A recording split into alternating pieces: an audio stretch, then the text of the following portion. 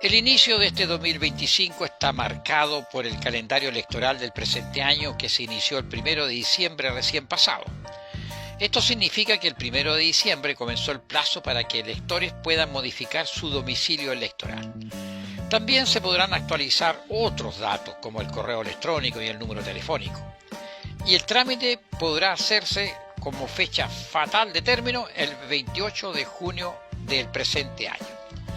De ahí en más, el programa político electoral que se nos ha impuesto es el siguiente. Tome nota: elecciones 2025, 29 de junio, eventuales primarias presidenciales y parlamentarias. 16 de noviembre, elecciones presidenciales y parlamentarias. Y 14 de diciembre, eventual segunda vuelta de la votación presidencial.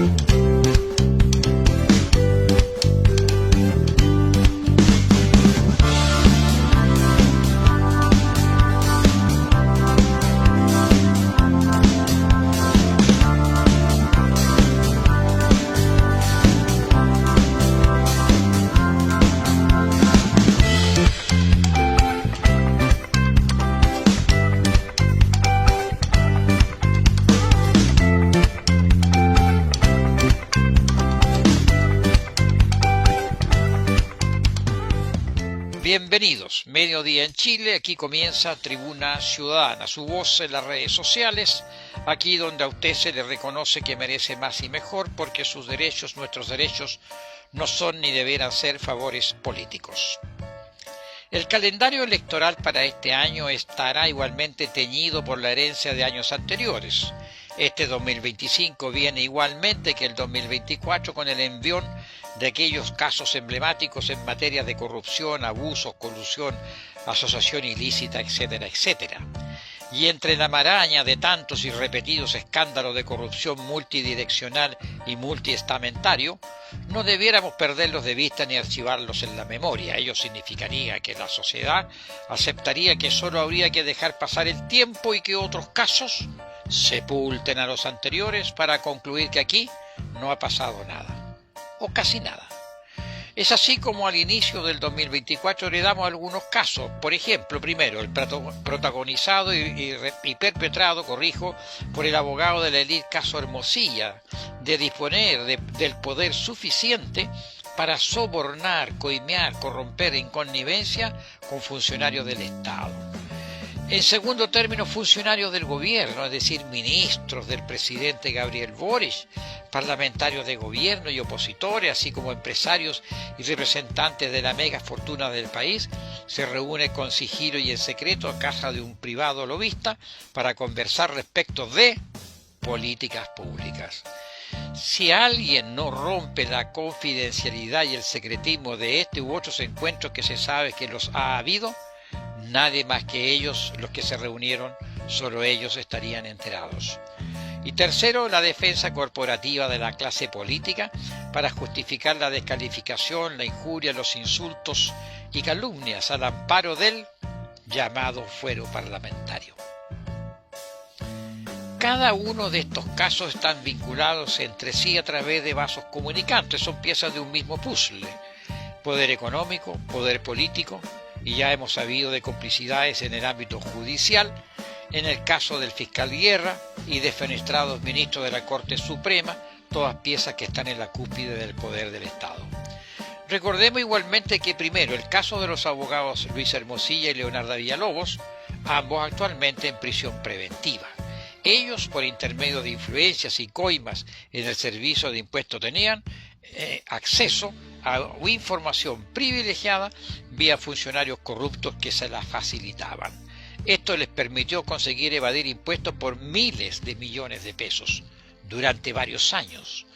Aún está en suspenso hasta dónde permitirá la legislación chilena la persecución efectiva y la sanción ejemplar de estos delitos, juntos con la devolución del total de los dineros defraudados al Estado de Chile. Y aún está en suspenso la reacción de la clase política, gobierno y parlamento en particular, con el apoyo ojalá del megapoder económico de Chile para patrocinar y aprobar un par de leyes express que impida la impunidad de y en este caso.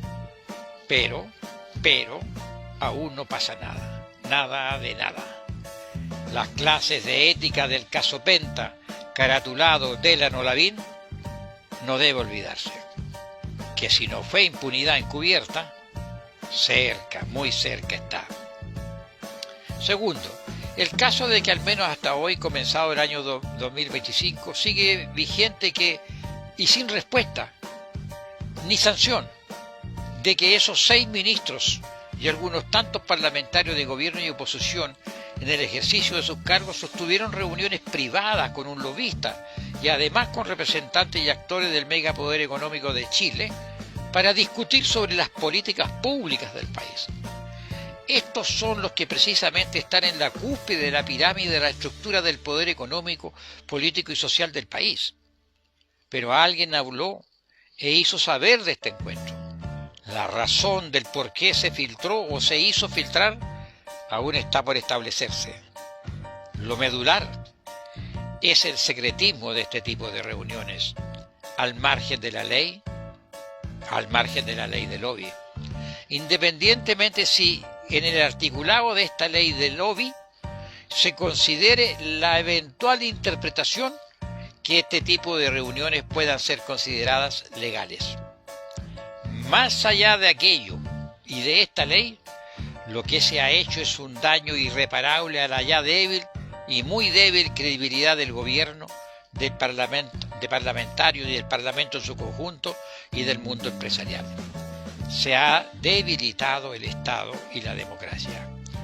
No tengo dudas que este tipo de actuaciones, que además reciben ciertos respaldos y defensas corporativos, son los que hacen imperiosos cambios profundos y radicales al sistema político y de gobierno en particular. Creo que es un verdadero vendaval que tarde o temprano cosechará tempestades. La impunidad amparada, además en el abuso de poder, es un eslabón de una cadena que lleva a extremar posiciones y de la misma manera e incluso mayor proporción podría ser en su momento la respuesta. Estas conductas, creo yo, no solo deben ser sancionadas políticamente, sino que penalmente.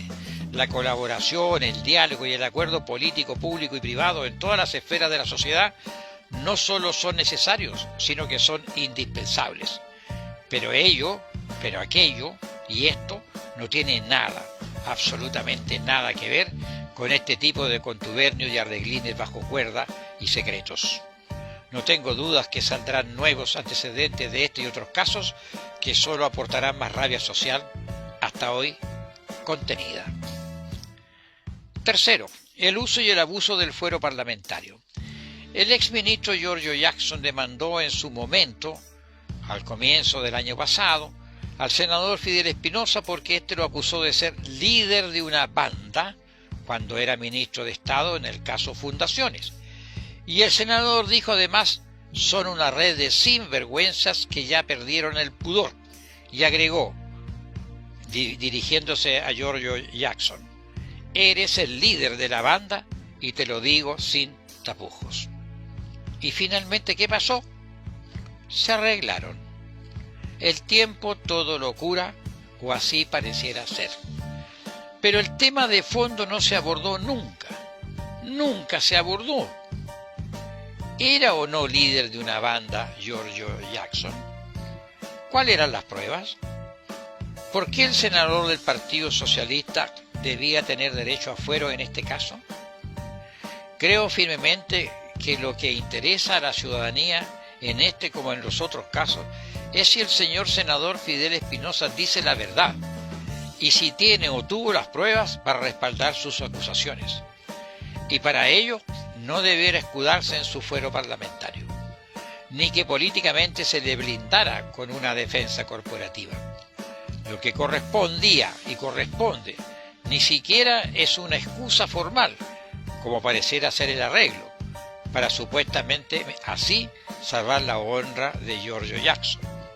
Lo que se trata es que un parlamentario de la tienda que sea tenga o no fuero para denunciar primero sin pruebas y luego evitar un juicio para respaldar sus acusaciones.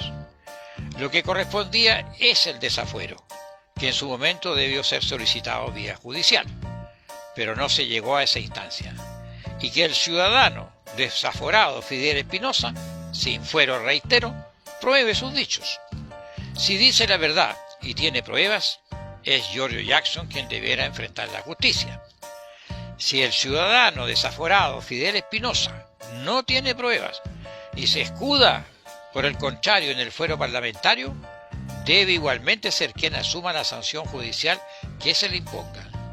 Otra salida sería agregar un nuevo elemento más que divide a la clase política con menos del 10% de credibilidad, incluido el senador Espinosa. Entonces, se debería enfrentar el tema de fondo, que es extremadamente grave. Si el fuero parlamentario permite este tipo de acusaciones que luego no se pueden probar o no se permite que se prueben, bien vale una protesta social para extirpar este verdadero tumor llamado fuero parlamentario, que por lo demás debiera estar estrictamente circunscrito a la esfera de la intervención parlamentaria en el hemiciclo y no fuera de él. Y aún así, todo tipo de descalificaciones, acusaciones, difamaciones o calumnias debiera ser materia de investigación judicial automática y no sujeta a transacción de ningún tipo. Ya es tiempo que los y las autocalificados o autocalificadas de honorables prueben que lo son, y si no, pues bien, no debieran estar allí. Y estos son los casos heredados desde 2023 a la fecha y vigentes. Ahora hay nuevos casos que no debieran sepultar a los anteriores. Y todos será materia abierta o encubiertamente de la contienda ya calendarizada del año político electoral para este 2025. Súmale ahora los actuales casos pendientes.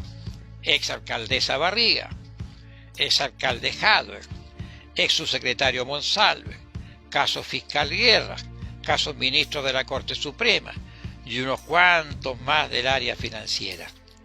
Y para que no se atoche el disco duro de nuestra memoria, dejaré para otra tribuna ciudadana más adelante, por cierto, para enumerar la larga lista de precandidatos presidenciales de gobierno y de oposición y los otros que siempre están de todo el espectro político nacional, parlamentario y extraparlamentario.